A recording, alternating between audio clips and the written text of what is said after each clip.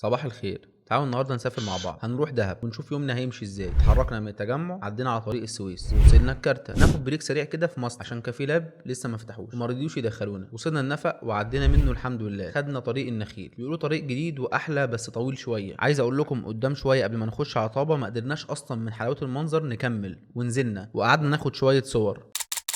تخيل طريق مشقوق جوه جبال وطبيعه بالجمال ده. شكل الجبال اصلا ملفت جدا، وتحس انك مستمتع وانت ماشي على الطريق. اقسم بالله مهما وصفت لك ومهما شفت مش هتحس اللي حاسينه الا لما تمشي بنفسك وسط الجبال دي. بس شفتوا لما وصلنا طابة حدودنا بقت قريبه جدا من ايه منهم لله، حتى اسمها شالوها من على الخريطه. بس ان شاء الله نهايتكم قربت وده وعد الهي. شايفين شكل القرى عامله ازاي؟ شكلها غريب جدا وفيها اجزاء كتيره منها مهجوره. الناحيه التانيه حدود السعوديه. قربنا من دهب جدا ووصلنا الحمد لله، وخلاص الدنيا بتليل علينا. ممكن ما نلحقش نشوف الفيلا. ده شكل الفيلا من بره، بس مضطرين نبات ونيجي بالنهار نبص عليها. لفينا شويه في دهب وشوفنا شويه فنادق صغيره شكلها تحفه بالليل، واخيرا وصلنا للفندق اللي هنبات فيه. وبالمناسبه الاونر بتاعه هو صاحب الفيلا اللي هنشتغل فيها. الموتيل اسمه نبتون. تعالوا نطلع مع بعض الاوضه بتاعتنا، وده شكلها. بصراحه المكان شكله لذيذ قوي، وحاسس بالنهار هيبقى احلى.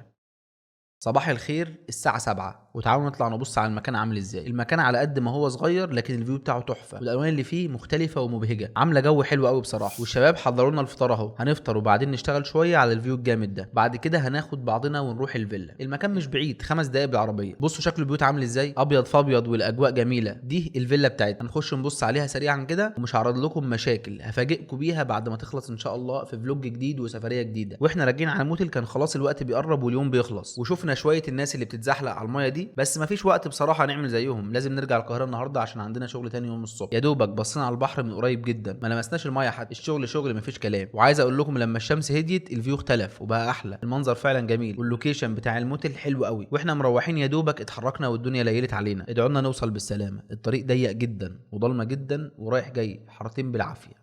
سلام.